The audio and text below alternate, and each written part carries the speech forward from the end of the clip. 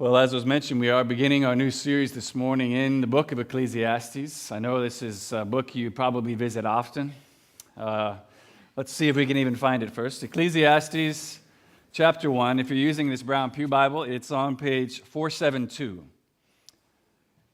If you go Psalms, if you hit the big book of Psalms, keep going right, you'll hit Proverbs. The next book is Ecclesiastes. When you found Ecclesiastes chapter 1, would you stand together with me and we'll read this passage this morning for you. I want us to just follow along together, though. So Ecclesiastes chapter 1, beginning at verse 1.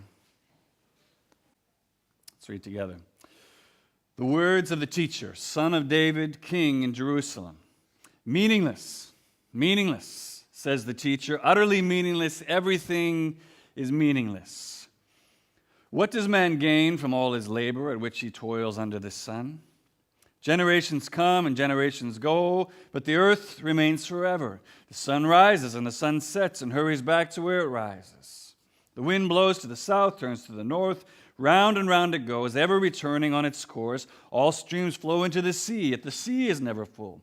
To the place the streams come from, there they return again. All things are wearisome, more than one can say. The eye never has enough of seeing, nor the ear its fill of hearing. What has been will be again. What has been done will be done again. There is nothing new under the sun. Is there anything of which one can say, look, there's something new? It was here already, long ago. It was here before our time.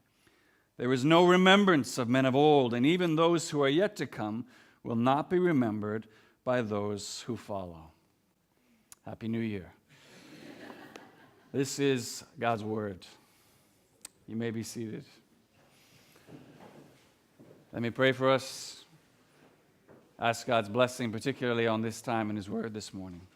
Father, we come now to your Word, an ancient word written centuries ago, and yet a word that has direct significance to us today, not only because of its subject, but because of its author. We know that your Spirit inspired these men to write these words, and that same Spirit lives in us today and is here speaking to us through your word.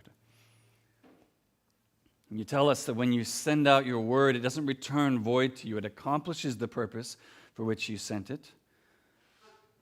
I'm asking, Father, now would you accomplish that purpose in each one of us here today? And as I always ask, Father, would you now move and govern my tongue to speak your truth? Amen. My mother is terrified of heights, like really terrified.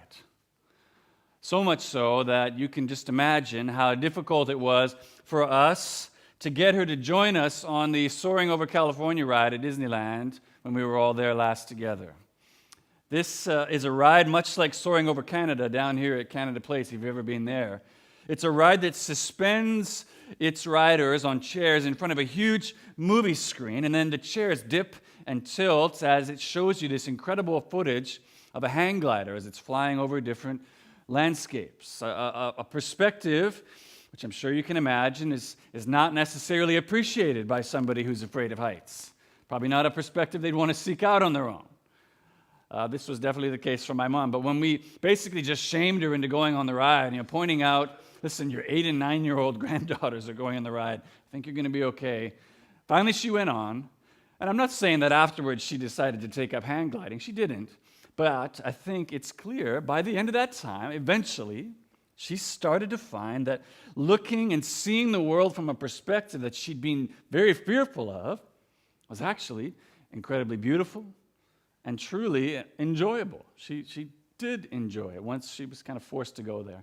I say that by way of introduction to this series because the book of Ecclesiastes, we start in today, is also going to ask us to look at our lives from a perspective that we probably don't appreciate necessarily either. We probably wouldn't seek out on our own, namely, to look at our lives from the perspective of our death. To reverse engineer our lives, if you will, by considering first the inevitable reality that our lives are going to end, which I'm sure has some of you already saying, sheesh, how many weeks are we in Ecclesiastes again? This sounds awesome. Or, hey, couldn't we at least have waited until the spring when it's a little bit more sun outside before we begin the most depressing series in the world? Hold on, just bear with me for a moment. Hear me out. Because here's the thing. I think this book, Ecclesiastes, has been given a bad rap. I think it's been mischaracterized over the years as this dark, cynical, depressing book that, not unlike the book following it, Song of Songs, many people often wonder if it's entirely appropriate that it's included in the Bible. If you've ever read that as well, you'll know what I mean. I think what you're going to see very early on is that cynical ranting is not the intent of Ecclesiastes at all. In fact, even within the book itself, if you look right to the end, chapter 12, we read right there, chapter 12, verse 10, it says of Ecclesiastes, the teacher sought to find words of delight. And what he wrote was upright and true. So that's the intent of Ecclesiastes. And beyond that, although the thought of considering your life from the perspective of your death might sound depressing at first, let's just stop and think about that for a minute. I mean, isn't it almost cliche now to hear somebody say, I don't feel like I even truly started to live until I received that terminal diagnosis. All of a sudden, I'm just like, the ropes are taken off and I'm just living life to the fullest. Haven't you heard that like time and time again?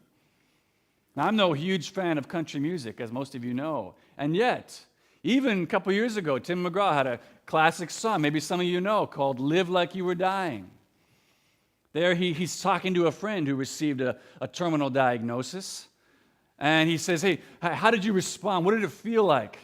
How did you respond when you got those words that said you're going to die? And the friend responds by saying, I went skydiving. I went Rocky Mountain climbing. I went 2.7 seconds on a bull named Fu Manchu. And I loved deeper, and I spoke sweeter, and I gave forgiveness that I'd been denying. And he finishes off by saying, someday I hope you get the chance to live like you were dying. I don't know why that is, why it is that we need to start kind of recognition of our death before we finally find the courage to actually live our lives. Wish we didn't have to wait for that.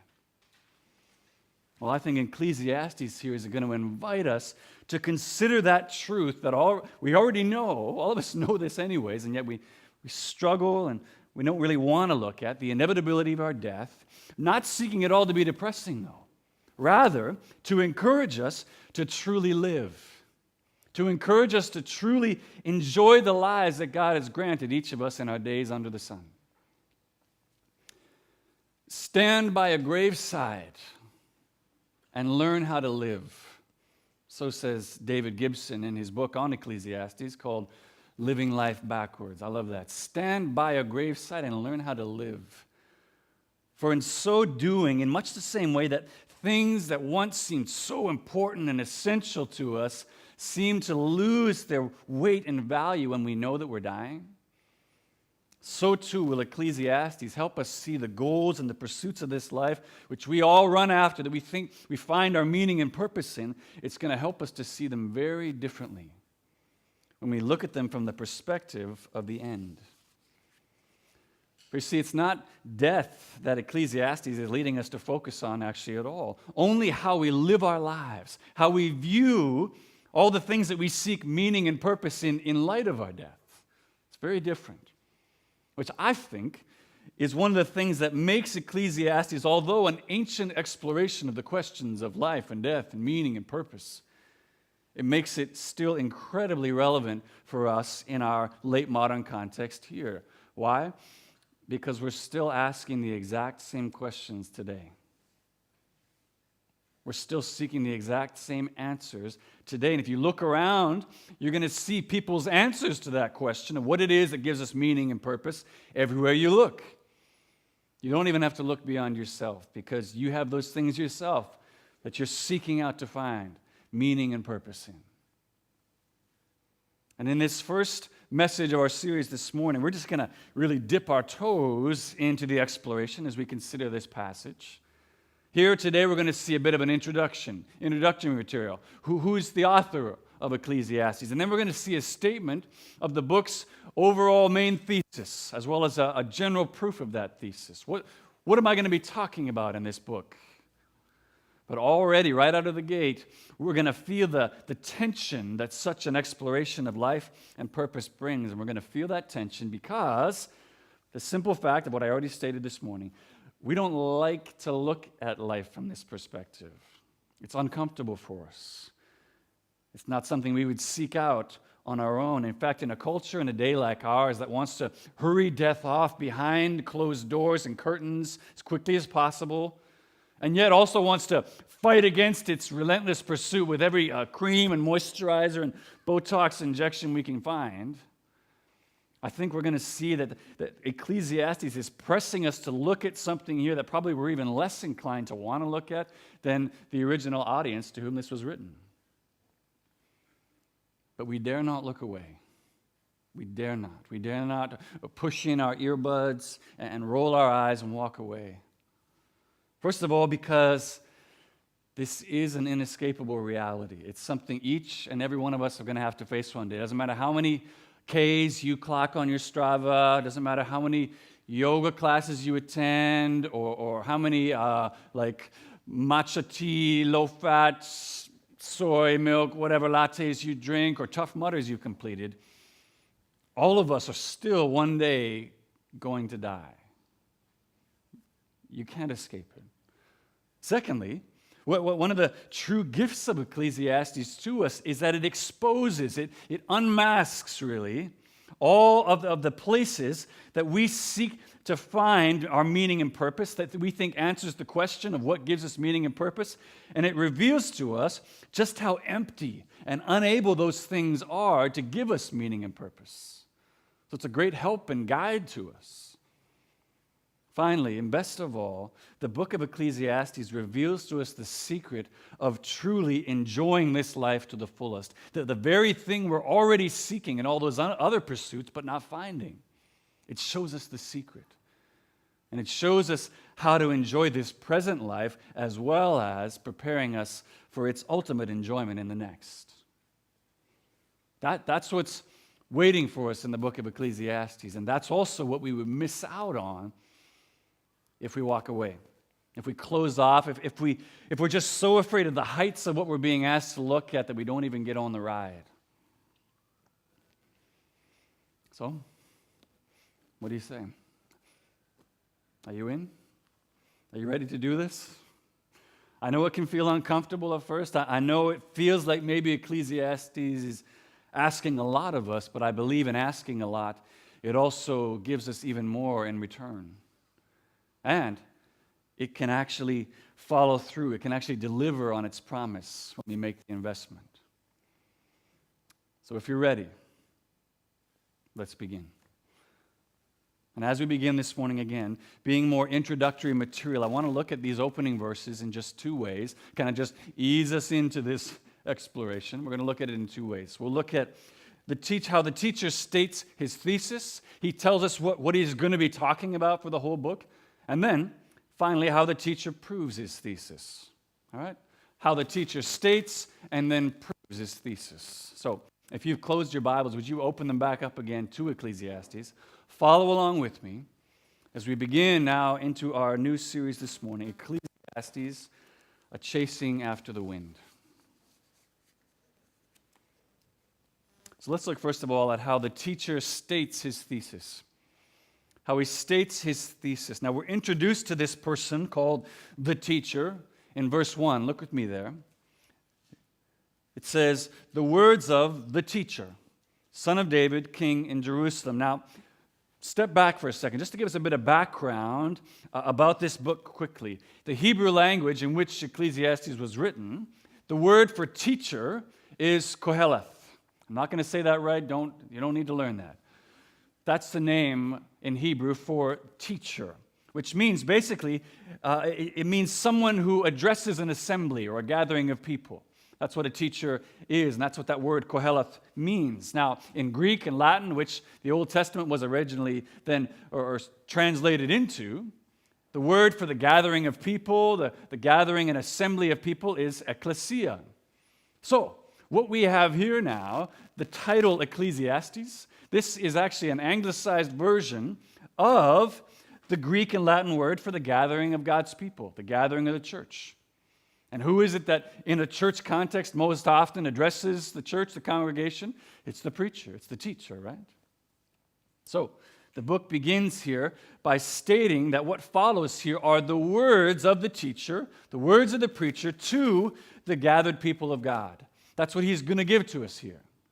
It's the words of the teacher. But if you look at the second half of verse 1 there, the teacher, he tells us a bit more about himself, saying that he is the son of David and king in Jerusalem. Now, from that designation alone, as well as what he says about himself just further down in verse 16, saying that he was wiser than any other king in Jerusalem, most scholars agree that this is referring to Solomon, the son of David who became king in Jerusalem after David. And I think a big reason that I think that's right is because of what we have recorded about the life of Solomon in 1 Kings, that kind of chronicles his wise rule over Jerusalem. And it tells us about a scene very early on in his life in 1 Kings chapter 3, where God comes to Solomon and almost gives him like a housewarming present. Hey, you're the new king. Ask for me whatever you want, and I'll give it to you, says God. But when Solomon responds, rather than asking for riches or long life or the death of his enemies, he asks God to give him a wise and discerning heart so that he might rule God's people well. And because he asks for that, instead of all that other stuff, God makes him incredibly wise and gives him that other stuff as well. So that Solomon goes on to become and to have this most prosperous, peaceful reign in the history of Israel. He's known as the wisest of all the kings.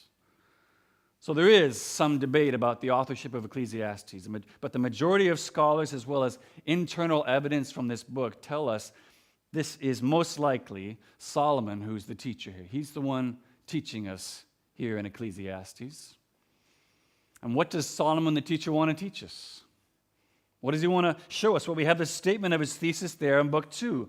Here he gets the attention of the whole class. He walks over to the chalkboard and he writes out his thesis.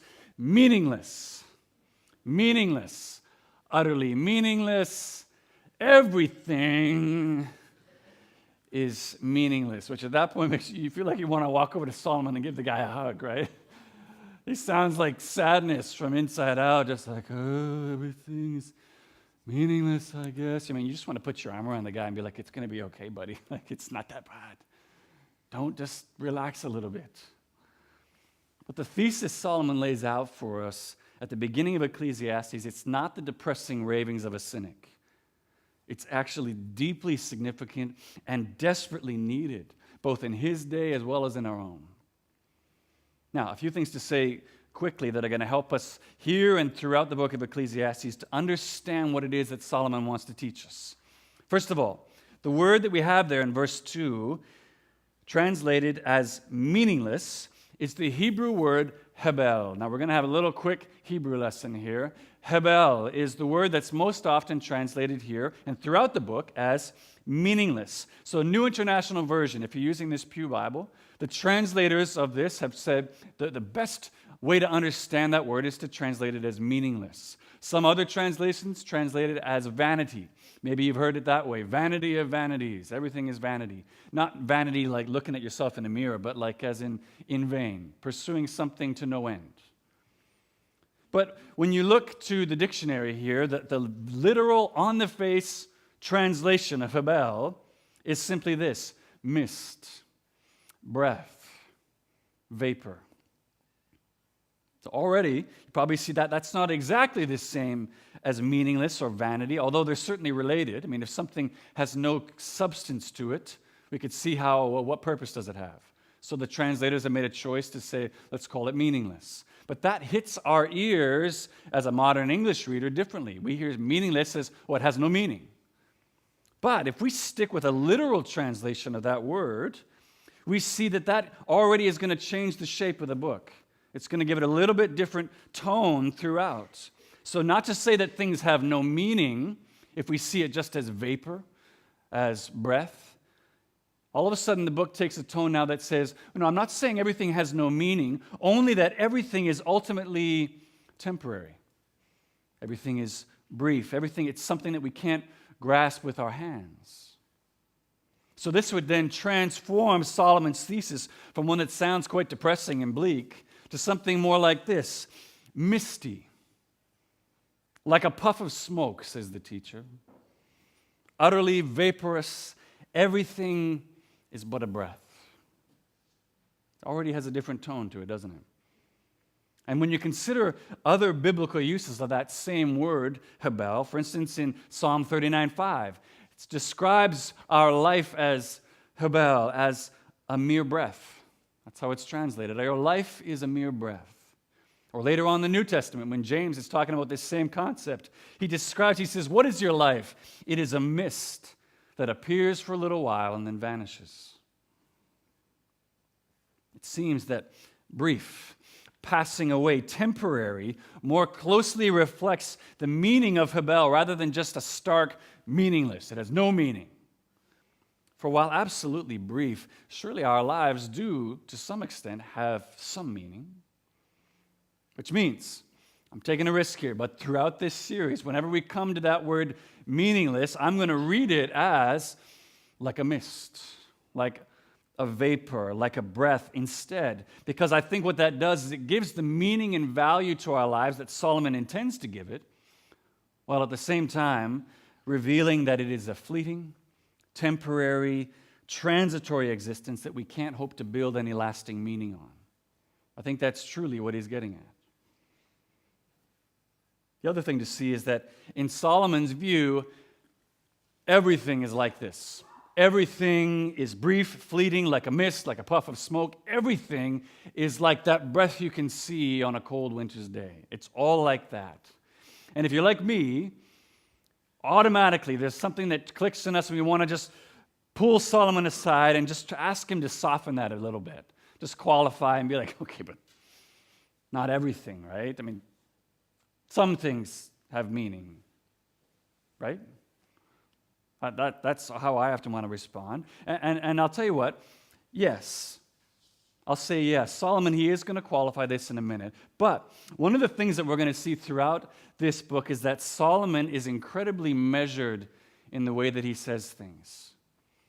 He's incredibly measured in what he says as well as how he says it, and he will not be rushed or hurried to give us an explanation. In fact, that's one of Solomon's teaching methods in Ecclesiastes, to force us to sit in the tension of a statement or a question in order to truly experience the weight of it before he will release us by giving us an answer. He's not just quick to get to the answer.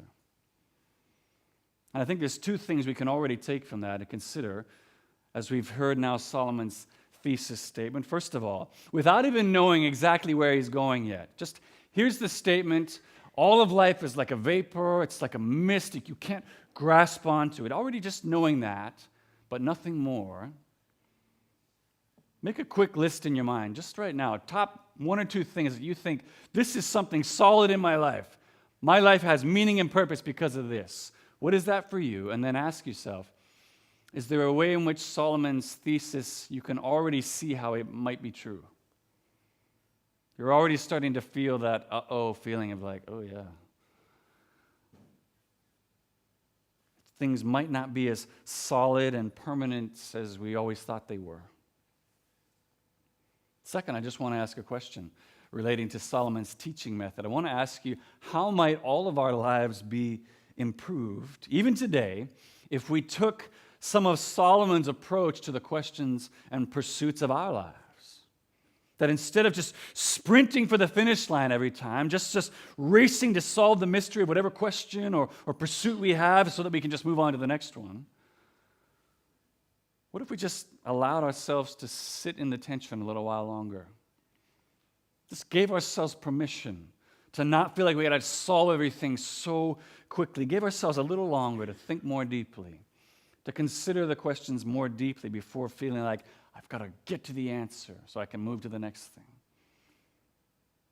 I wonder if that simple step alone wouldn't bring more depth and richness into our lives that are often moving at such a breakneck pace. It's a wonder that we truly find enjoyment in anything anymore. That's going to be one of the benefits, I think, of this book. It's going to force us to slow down a bit, because he won't rush to the answer. So that's the teacher's statement of his thesis. Again, hopefully it sounds a little bit less bleak, depressing to us when we hear him describing life as temporary and brief and not without any meaning. The last thing we'll look at this morning then is how the teacher proves his thesis. How does he prove his thesis? So Solomon the teacher has made this very bold statement about the true nature of all things in his thesis statement. Now what remains for him is to back it up, to prove it. And I think where we see him begin to do that is in verse 3. Look with me there.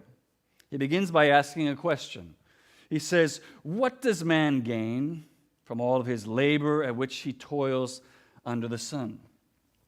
Now, first you might be provoked there by Solomon's sort of just materialistic statement in verse 3, almost kind of a, well, what's in it for me? What do I get out of it? Kind of a question as he inquires about what someone gains from all of their toil under the sun. It just seems like Solomon's all about dollars and cents here, not about a pursuit of God. Why is this even in the Bible if he's just telling us to pursue gain? Well, the first thing to say is that gain, although it is kind of a money business term, it doesn't necessarily have to refer to money in the bank. Now, I think what here Solomon means by gain is more the sense of asking, what's accomplished? What is achieved? What can you actually hold in your hands at the end of the day after striving and toiling under the sun? Which is actually almost the identical question Jesus himself asks in Mark 8:36. He says, "What does it profit a man if he gains the whole world but loses his soul?" So when we see Solomon's question that way, really what he's doing is he's turning our questioning of him. We're saying, prove your thesis. He's turning it back onto us now by asking a question. So it's almost as if Solomon is asking us, okay, why would I say that all of our pursuits in life, that they're just pursuing a breath, they're pursuing a vapor or a mist? Well, he's saying just slow down and think about it for a second.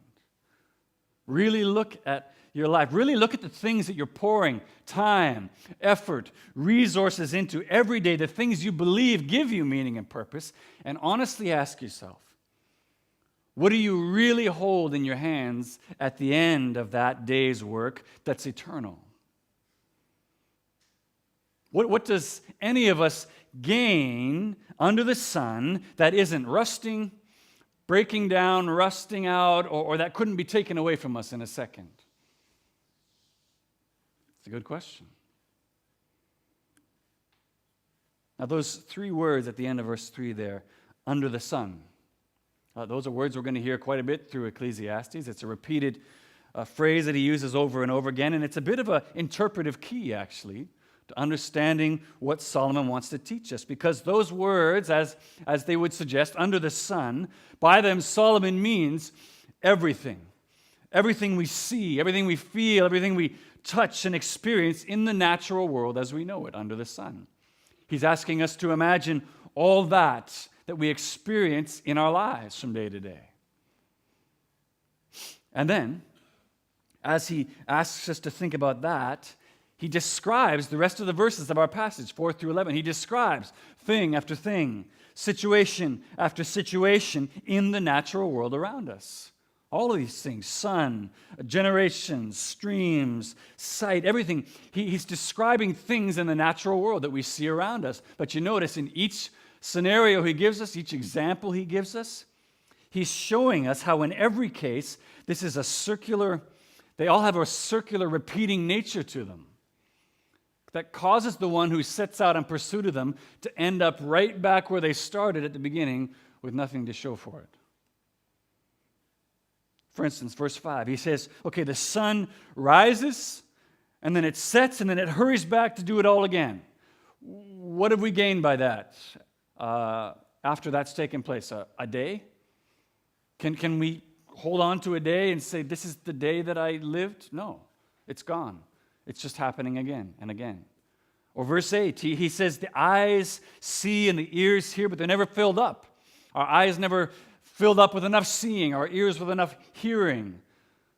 And we can't put it in a bottle and say, oh, this is all the stuff that I heard and saw. It's not something you can hold on to. We experience it, But it just keeps going, it just keeps happening over and over again. Now, as you go down Solomon's list, I know people always have a problem. They always get tripped up in verse 9 and 10, which is one of the more well-known statements from the book, actually, where Solomon says, there is nothing new under the sun. Have you heard this before? This is the origin of that phrase. Solomon's saying there is nothing new under the sun, nothing we could point to and say, no one's ever thought of that before.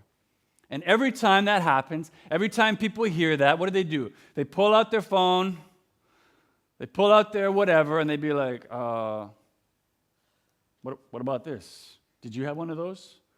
My parents didn't even have one of these smartphones, so I'm pretty sure they didn't have those in your day, Solomon. Pretty sure there's some new things since you were around. To which Solomon would simply reply this: oh, you mean ways to communicate with other people? Yeah, we had those too in our day. They were called letters. Your grandparents had the telegraph. Your parents had a rotary phone. Your smartphone is just another way to do the exact same thing that we did in our day. It's just differently. That's it. So it's not that Solomon's saying there's no new inventions. He's not saying nobody ever come up with a new thing. But he's saying every single one of those new things you come up with is just a way to do the exact same thing that it's been done in the past. A new way to communicate with people, a new way to entertain ourselves, a new way to get from place to place, and on and on and on. Do you see? We often think of human history as this linear movement from the beginning of time to the end. When you think of it this way, actually, life is much more cyclical, isn't it, than linear. It continues to repeat itself again and again. Now, if you're a Christian here this morning, a lot of times you will read this, myself included, when I first read this, and all of a sudden I think I get it. I'm like, oh, okay. All right, I see, I get it. By describing this circular, kind of temporary, vapor-like existence as life under the sun, Solomon's trying to describe life for an unbeliever, a secular worldview. Just a naturalistic life apart from God. That's what it looks like, a life under the sun. Okay, I get it. Except, really? Is that really true? Stop and think for a minute. Well, there's no question. Our belief in God should and does alter our perspective on those realities. Does belief in God really alter any of these realities that Solomon is talking about? Does it actually change them? Are Christians somehow exempt from the same cul-de-sac existence that the rest of the world experiences? No. No, we're not. It's no different for us at all. As David Gibson says, what Solomon's describing here, this is just what the world is like. It's reality. It's the same for everyone. Christian, non-Christian, adherent, atheist, we each live under the sun. This side of eternity, says Gibson, life is a breath. We do the same things over and over again in a world repeating itself over and over again, and then we die, only to be followed by our children, who will do the same things in the same way and then meet the same end. Being a Christian doesn't stop that from being true. Rather, it should make us the first to stop pretending that it isn't true. And that, says Gibson, is the teacher's point. That's his aim. That's what he wants us to see. Solomon isn't describing here what life is like apart from God. He's describing life as it is, living in a world that's fractured and broken by sin. A cyclical existence that only Jesus' return will at last interrupt. And acknowledging that reality, according to Solomon, is the first step to truly living. To truly living in these days that we've been granted under the sun.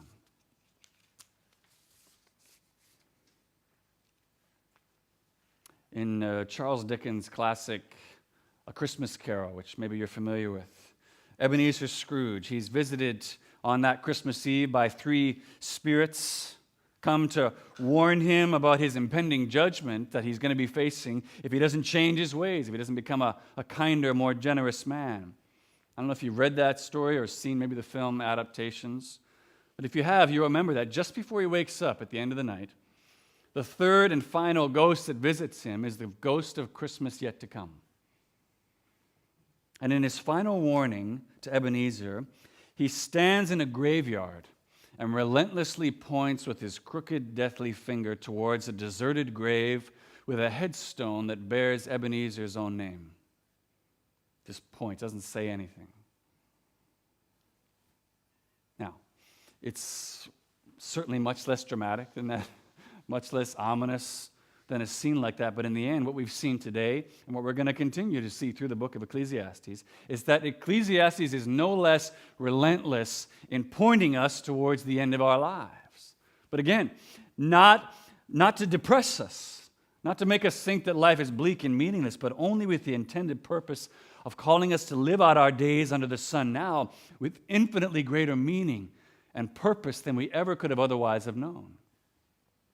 That's the purpose of Ecclesiastes. And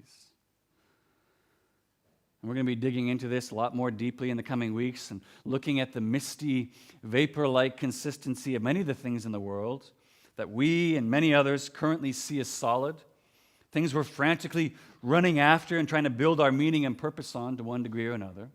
It's going to show us just how misty and temporary those things truly are. But on this first Sunday together, I want to just ask you, would you be willing to try this on for just a moment? To dare to shift your perspective in this moment right now from life that is focused primarily on the present, or maybe only goes as far as where we headed for lunch after now, to shift your focus instead to life with the end in mind and to ask yourself, where is the Spirit of God pressing on you this morning? All the things that you currently see as so solid and permanent that you're seeking to build your life and meaning and purpose on, things you say, this gives me meaning and purpose in life. Ask yourself the question, if tomorrow you went to the doctor and he told you you've got a couple of weeks to live, how would it change your perspective on those things that right now seem so important?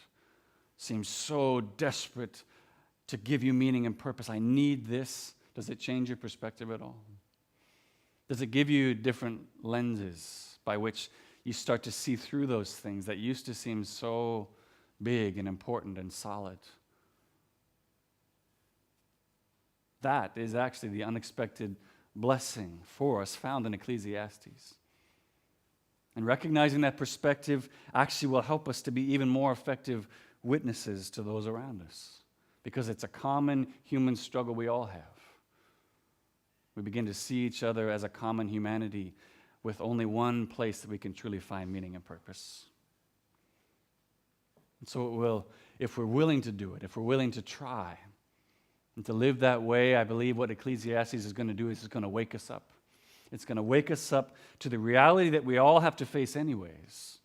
And by beginning with the end, teaching us how to truly live today. Let's pray.